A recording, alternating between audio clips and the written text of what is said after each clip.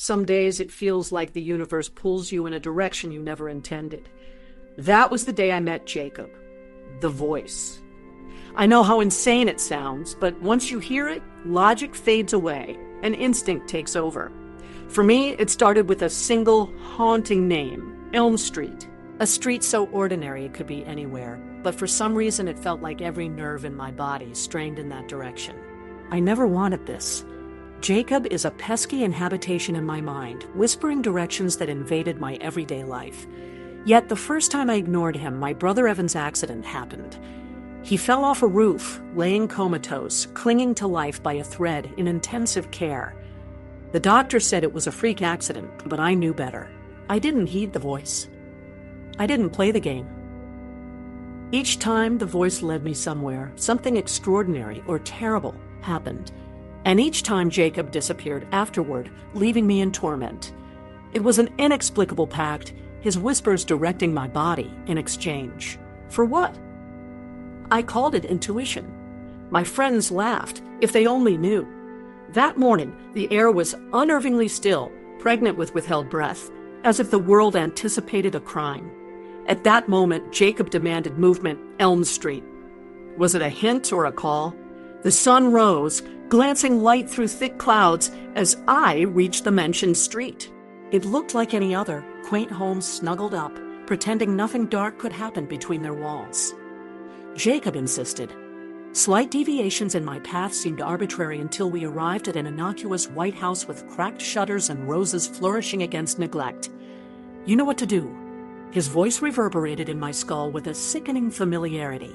My feet hesitated but obeyed, drawing me to the rickety porch where a faded rocking chair swayed in place though the air was beige. I steeled myself, knocking tentatively. Practice lies tumbled in my throat, directions, lost dog, anything harmless.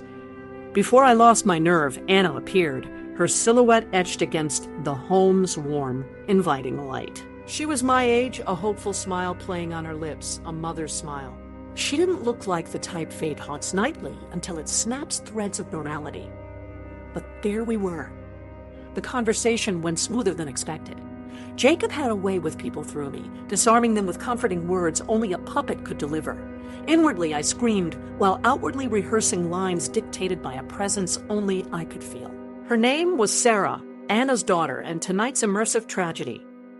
That evening, as kitchen clatter faded into echoed silences, I found the park bench calling me.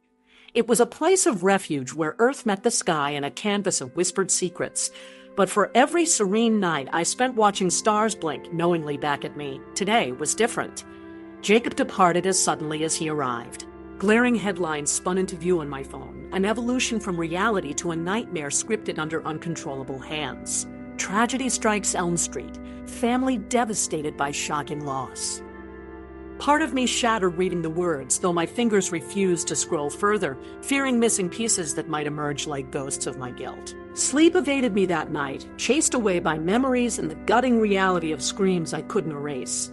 Tears enveloped my face, burning trails that lit twilight into dawn. I couldn't undo what was sewn into the timeline. I could only wait, knowing Jacob would return with new demands. Evan awoke yesterday, the best news anyone could hope for. But every celebration was punctuated by another's grief, and each smile cost dearly in remorse. I knew deep down there'd be new voices knocking, inevitable whispers seeking dark pacts with unwilling marionettes. Until then, I was left with echoes of choices that were never really mine and lessons of a silence not yet learned.